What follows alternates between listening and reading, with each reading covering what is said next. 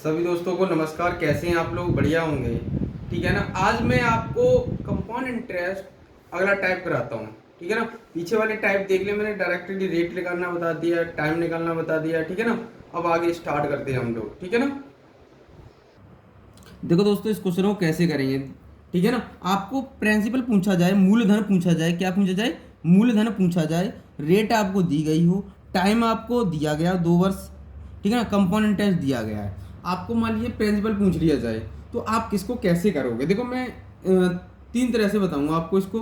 देखो, अगर हमें प्रिंसिपल है ना, या कंपाउंड इंटरेस्ट, चक्रवृद्धि ब्याज, या अमाउंट मिश्रधन, ठीक है ना, इन तीनों में से एक की वैल्यू दी जाए और एक की वैल्यू हमें पूछी जाए, तो हमेशा ध्यान रखना है।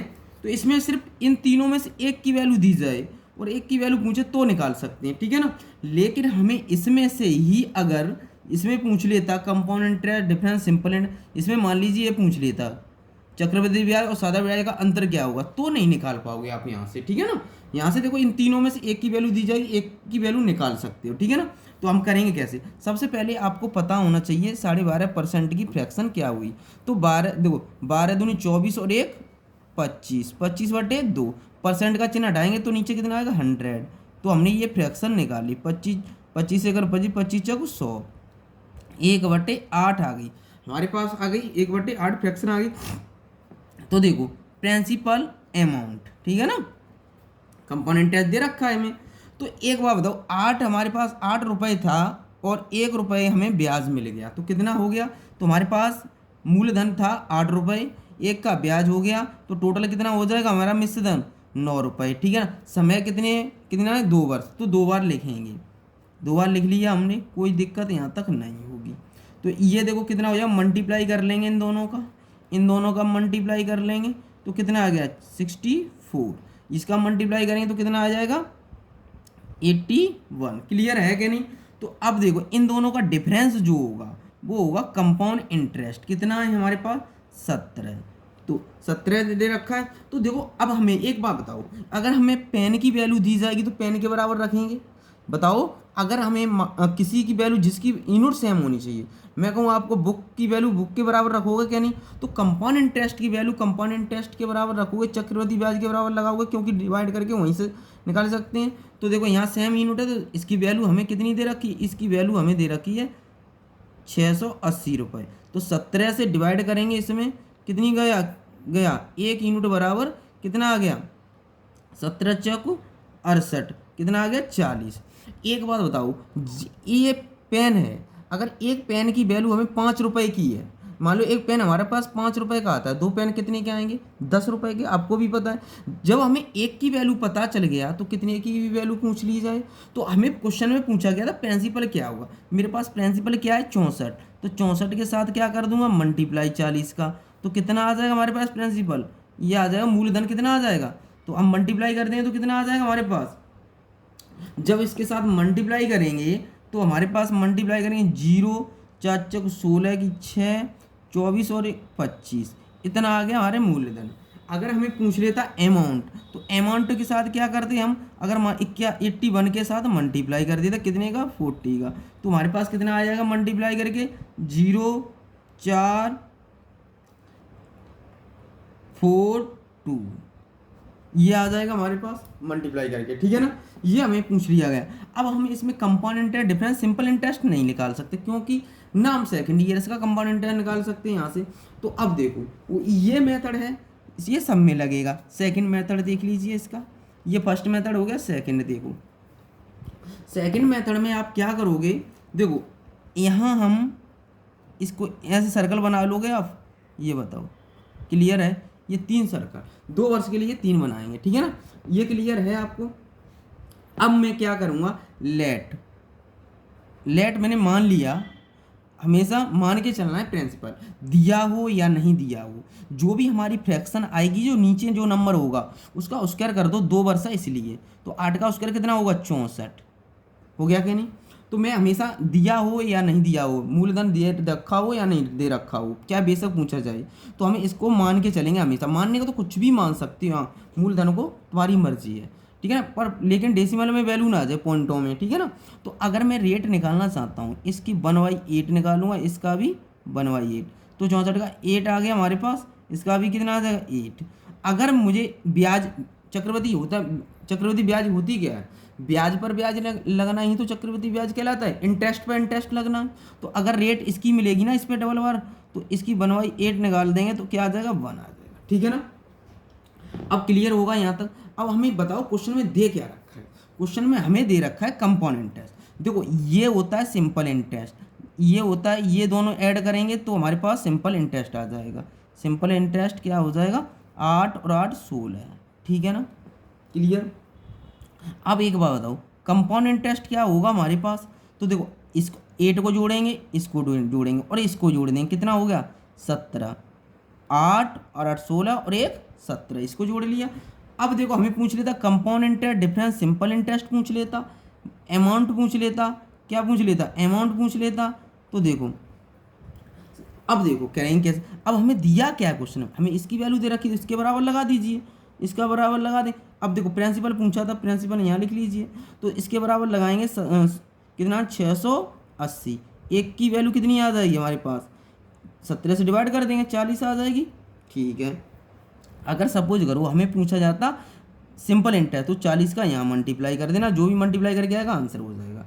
यहाँ कंपाउंड इंटरेस्ट क्या हो जाएगा हमारे पास, कंपाउंड इंटरेस्ट दे रखा है, compound interest difference simple interest पूछा जाता, तो जो compound interest difference simple interest होता है ये वाला नंबर होता है, क्या होता है ये वाला compound interest difference simple interest 1 हो गया, ठीक है। 1 के साथ हम कितने का मल्टीप्लाई करेंगे 40 का, तो कितना आ गया 40, ठीक है ना। और ये टोटल होता है हमारे पास, ये वैल्यू होती है, ये होती है कंपाउंड इंटरेस्ट की, ठीक है ना। और ये होती है फर्स्ट साल का सिंपल इंटरेस्ट, दूसरी साल का सिंपल इंटरेस्ट, ये वाले ये दोनों, ठीक है ना। ये टोटल कर लेंगे तो हमारे पास आ जाएगा कंपाउंड इंटरेस्ट, ठीक है ना। अब देखो क्वेश्चन में अब अमाउंट पूछा जाता, अमाउंट पूछा गया सभी का टोटल ही होगा हमारे पास। तो देखो सबका टोटल कर देंगे इन सब का, तो 64 और 8, तो आपको पता है इन सब का टोटल कर लेंगे हम, तो इन सब का टोटल कर लेंगे तो कितना हो जाएगा 81 मल्टीप्लाई 40 था, 40 का मल्टीप्लाई कर दो, कितना आ जाएगा हमारे पास 2440, ये आ गया हमारे पास। अगर सिंपल इंटरेस्ट पूछा गया था चलो जाओ 64, तो देखो इसके साथ मल्टीप्लाई कर देंगे, जो 0 24, 24 की 4 4 1 4 4 2 6 640, ठीक है ना, क्लियर है यहाँ तक, ये आ गया। अगर हमें पूछा जाता प्रिंसिपल, तो प्रिंसिपल कितना माना है मैंने 64, 64 के साथ मल्टीप्लाई कर दूंगा कितने का 40 का, तो मेरे पास कितना आ जाएगा ये आ जाएगा, मैं मल्टीप्लाई करूंगा तो कितना आ जाएगा, तो 2560, ठीक है ना। ये हमारे पास प्रिंसिपल आ गया। अगर सपोज करो सेकेंड ईयर्स का कंपाउंड पूछे तो 8 और 1 9, ये दूसरी साल का सिंपल कंपाउंड इंटरेस्ट है, तो सेकेंड ईयर्स का कंपाउंड इंटरेस्ट पूछ लेता आपसे, तो हम क्या करते 8 + 1 तो कितना हो जाएगा 9, 9 के साथ 40 का मल्टीप्लाई 4 36, इतना हमारे पास ये आंसर आ जाता, ठीक है ना। कुछ भी पूछ ले, जिसकी वैल्यू दे आपको उसके बराबर रखना है। फिर तीसरा मेथड देख लीजिएगा आप। देखो दोस्तों अब थर्ड मेथड बता रहा हूँ आपको, ठीक है ना। हमें एक रेशियो याद रखना है 2:1, ठीक है ना, ये याद रखना है हमेशा। क्या याद रखना है 2:1, ये ध्यान रखना 2 वर्ष के लिए, ठीक है ना। 2 वर्ष के लिए क्या याद रखना है 2:1। तो आपने प्रिंसिपल क्या माना था यहाँ 64, ये मान के चलना है 64, और कितना रेट है हमारे पास 1/8, इसका रेट निकाल दो 1/8, तो 8 8 64, तो कितना 8 1 8, इसके साथ मल्टीप्लाई कर दो 8 16 हो गया, क्लियर। अब देखो क्लियर है यहाँ तक। अब 8 का 1/8 निकालेंगे, तो इससे ये डिवाइड हो गया तो 1 ही रह गया, 1 का 1 के साथ करेंगे तो 1 आ गया।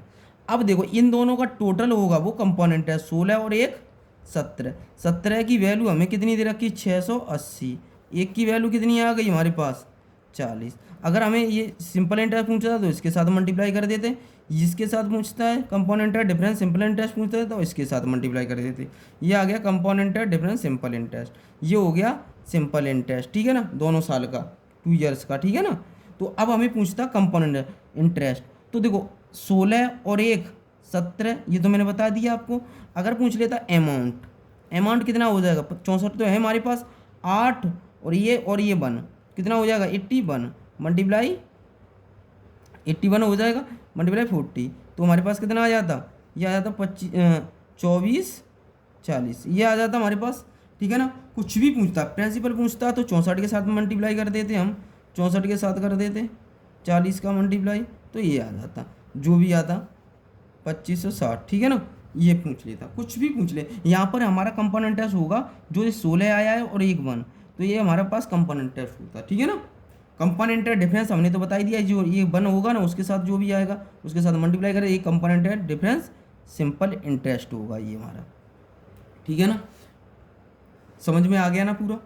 आप लोग इसको फॉर्मूले से नहीं करोगे, ठीक है ना, इस मेथड से आप कर जाओगे। ठीक है ना, मैंने 3 मेथड बताए, आप तीनों मेथड में से आप ले लीजिए कोई सा भी, जौन सा अच्छा लगे आपको। ठीक है ना, अगला क्वेश्चन करते हैं हम लोग।